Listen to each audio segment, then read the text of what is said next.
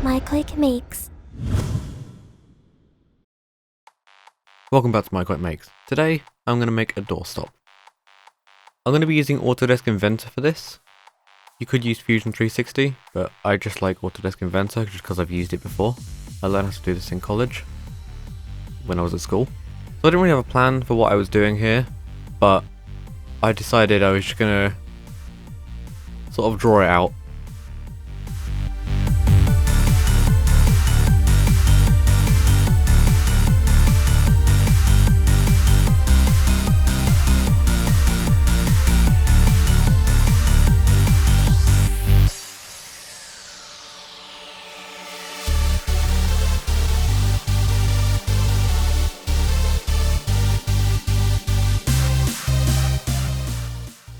So I went for a proper sort of ramp shape, I guess.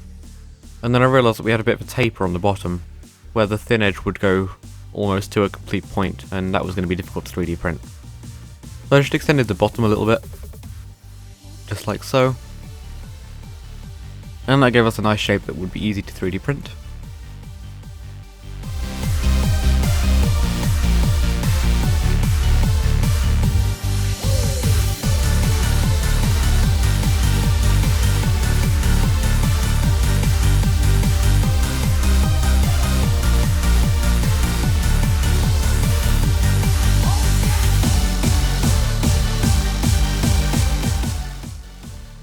And then here's me deciding how much we want to extrude this whole thing by, how wide the doorstop is going to be.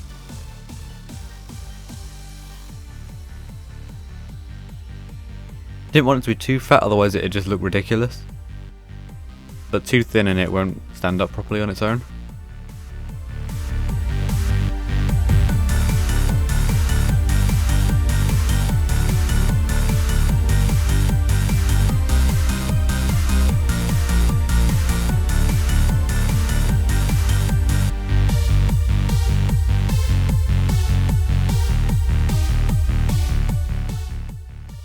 I think that'll about do it.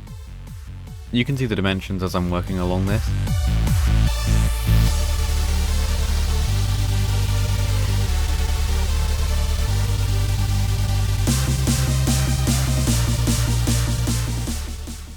And now we really needed some grips on the bottom. So I drew a few circles just roughly in the centre.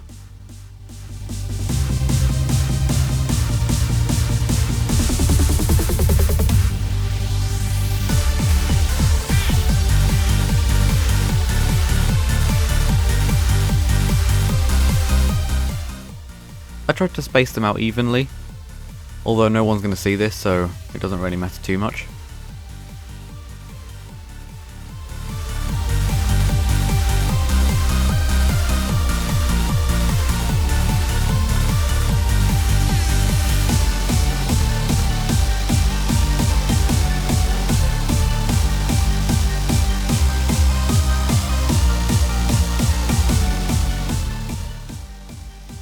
So as always, I just added a little fillet onto the side, just to make the whole thing look a little bit more smooth. This makes it a slightly more complex thing to print. Much more polygons than usual.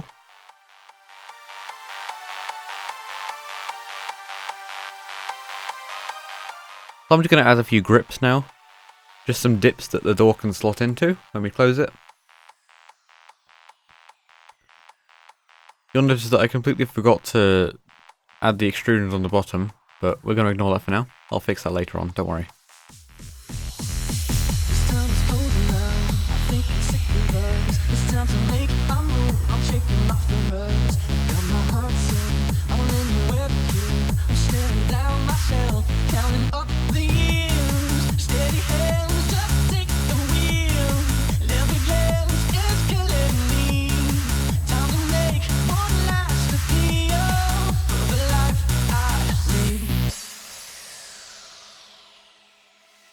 So here we are on Cura.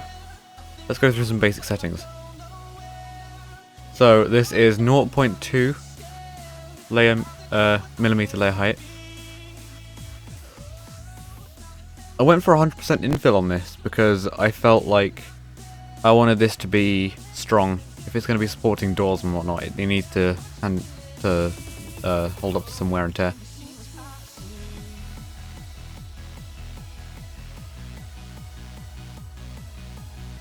Normally I'd use a raft or a brim, but I didn't really need that now because I'm using magic goo.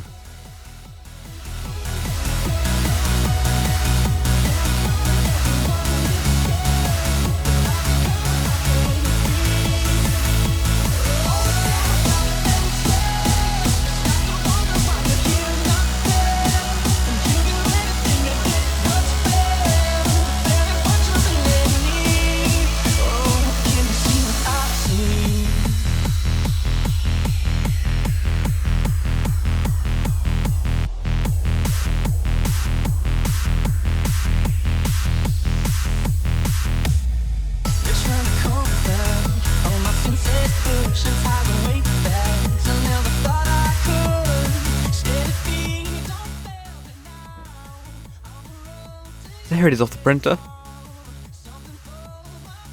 Not the smoothest print in the world, but this is just a prototype. This is when I realised that I had accidentally not extruded the bottom things, but whatever.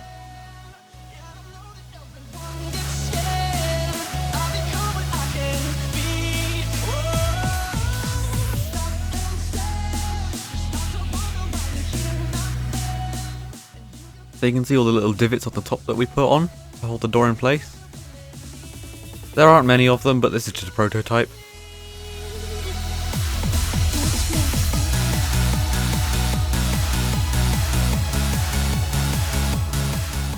So let's do something better. So as you can see, this one's more of a wedge rather than a ramp. And this is the same dimensions. It's a little bit shorter than the other one because I realised we really don't need it that high.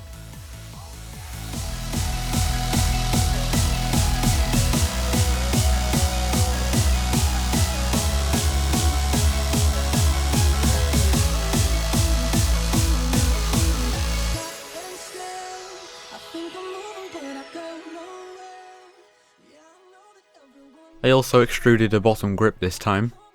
I just changed it to my website URL because I felt like it was a bit more fitting than just 3 big circles.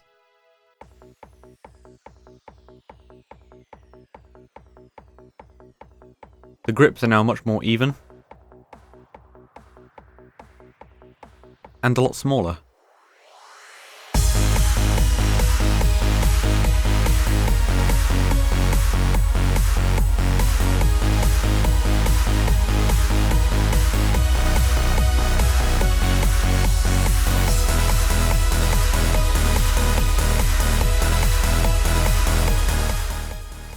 So let's go and save this thing up as an STL.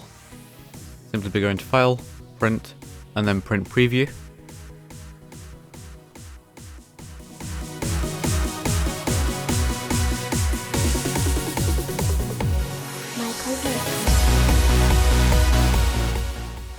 Save it as our STL file.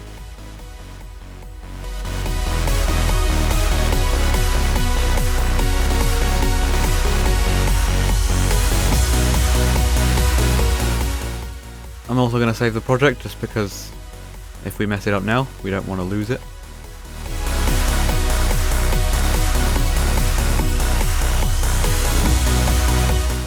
And here we are in Cura. Already sliced, same settings as before, didn't really need to change them.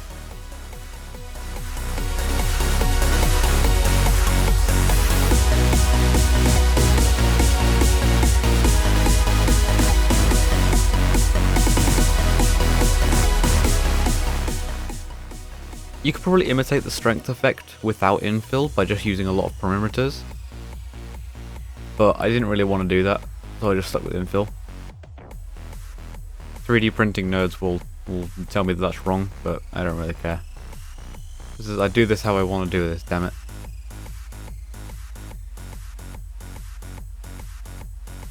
So as you can see, there's the website on the bottom of it. It's a good few layers thick, but as we're stringing melted plastic across this, it's going to dip down a little bit, so it's easy to compensate for that by just having it a little bit deeper than usual.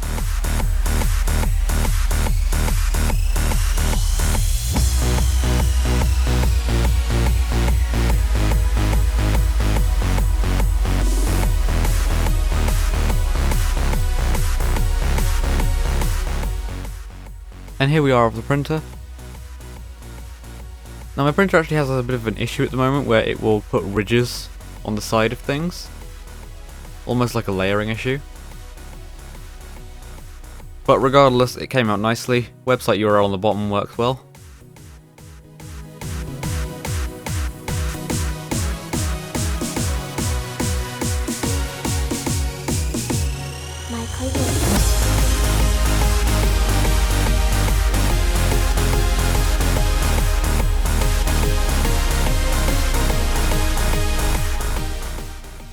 And here we are at my door. So as you can see, it's a decent size for it. It's not particularly too big or too small. If you wanted to increase the grip, you could always put some Velcro or something on the bottom. Not difficult to get. You've seen me faff around with Velcro before on this channel.